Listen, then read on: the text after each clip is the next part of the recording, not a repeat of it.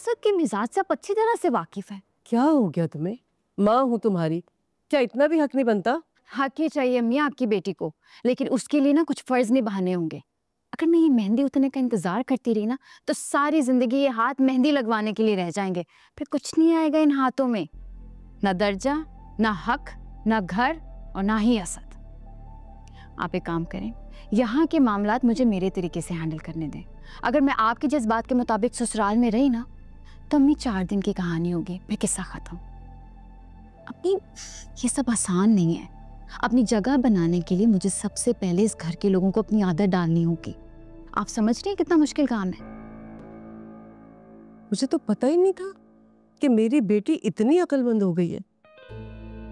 सारी जिंदगी मैंने ससुराल में गुजार दी, लेकिन ससुराल में रहने का फन तुमने सीख लिया। अरे ये तो कमाल हो गया।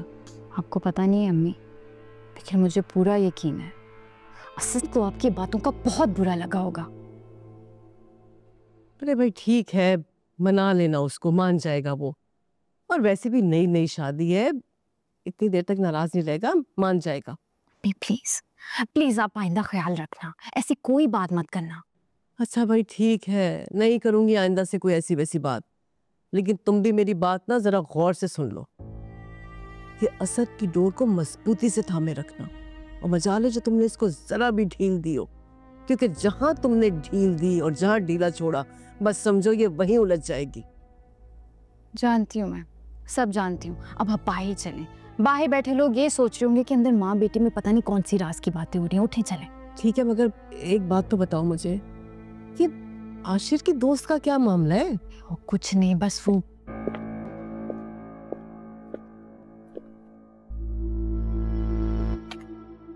अम्मी, ये अब मेरा घर है और मैं नहीं चाहती कि मेरे घर वाले मेरे ससुराल के मामलात में दखल अंदाजी करें।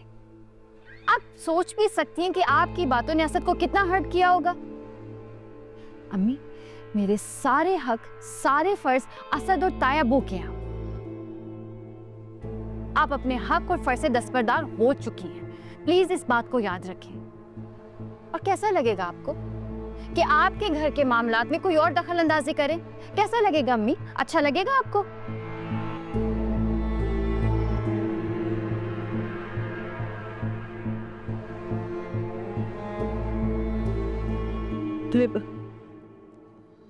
असद, असद बेटा, बेटा देखो, मेरी बातों से अगर तुम्हें तकलीफ पहुंची हो या तुम्हारी दिल आज़ारी हुई हो बेटा, मैं माफी मांगती तुमसे।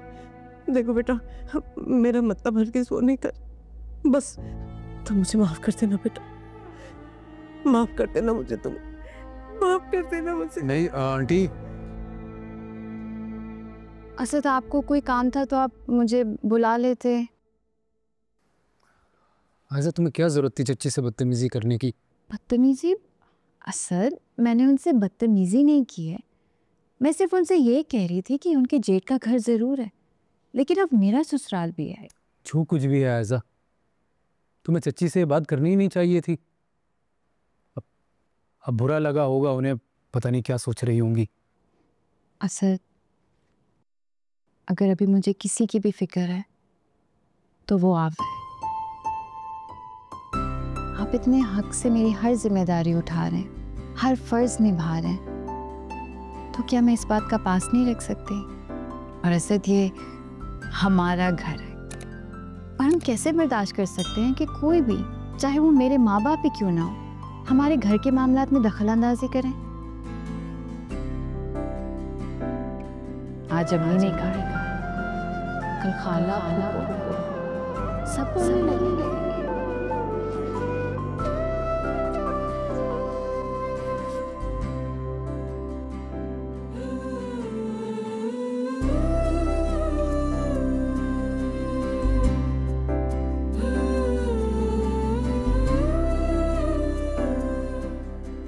अच्छा बैठो, प्लीज बैठो।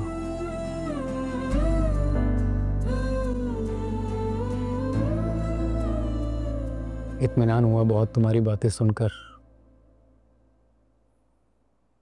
अब इस घर की डोर एक मजबूत और समझदार हाथ में है। आपके इसी भरोसे के सहारे मैं अपने मकसद में कामयाब होंगी। आयजा, तुम्हें मेरा भरोसा जीतने की जरूरत नहीं है। बीवी हो तुम मेरी, और मुझे पूरा भरोसा है तुम पे।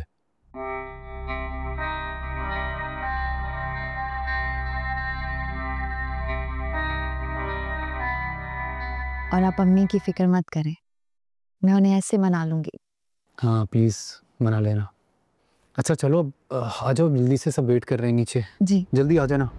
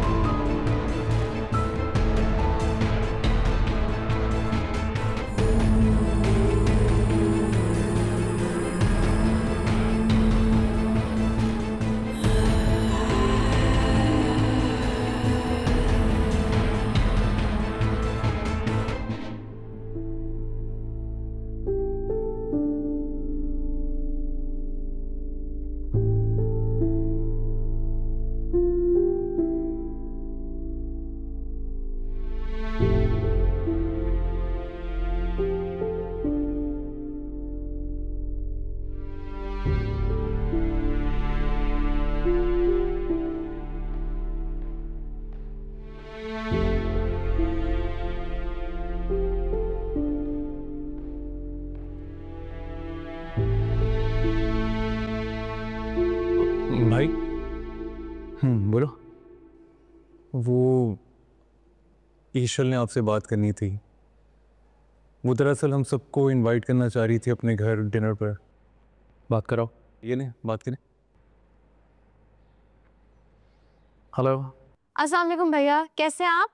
वालेकुम सलाम, मैं बिल्कुल ठीक। आप ठीक हो? भाई मैं चाहती हूँ आज डिनर आप लोग हमारे साथ कर लें।